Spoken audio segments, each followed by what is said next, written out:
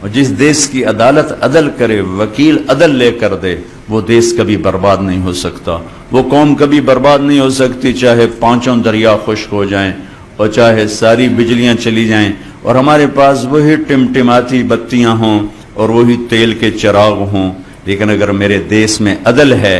تو دنیا کی کوئی طاقت ہمیں کچھ نہیں بگاڑ سکتی ہمارا۔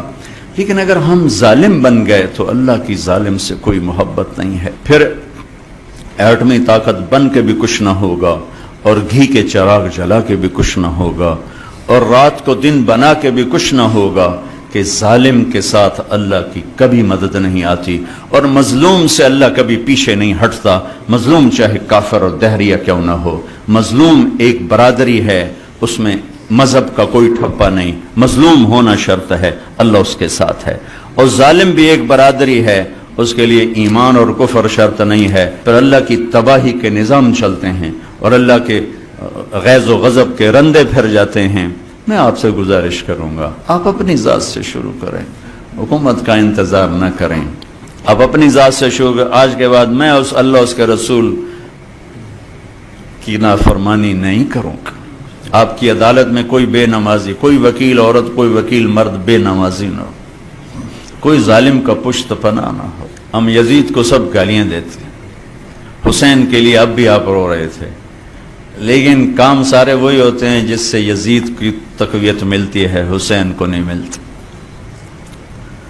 حسین ایک استعارہ ہے مظلومیت کا اور یزید ایک استعارہ ہے ظلم کا۔ اب یہ قلم میں آپ کو دے رہا ہوں، لکھ لو، اب یزید کے استعارہ میں جانا چاہتے ہو یا حسین کے استعارہ میں جانا چاہتے ہو، یہ دنیا مٹ جائے گی، موت مٹا دے گی، ایک دن کسی کو یاد بھی نہیں ہوگا کہ طارق جمیل کون تھا اور احمد قیوم کون تھا اور چشتی صاحب کون تھے اور صدر صاحب کون تھے۔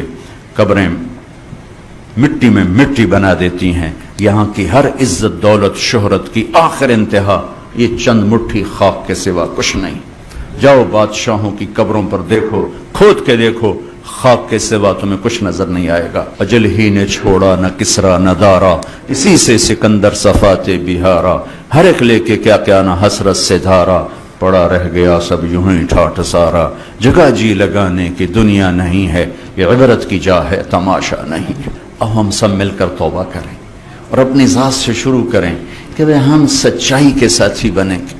نماز نہیں چھوڑیں گے، کسی کا حق نہیں ماریں گے، بچوں کو حلال کھلائیں گے،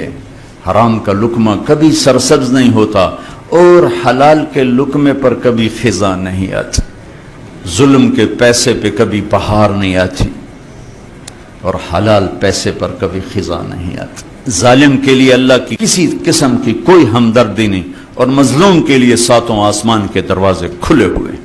جو اپنے بچوں کو حلال کھلائے گا اس کے بچے نہال رہیں گے، آباد رہیں گے، خوشحال رہیں گے۔ جو اوروں کے منہ سے نوالا کھینچ کے کھلائے گا وہ خود بھی تڑپے گا اور اس کی نسلیں بھی تڑپیں۔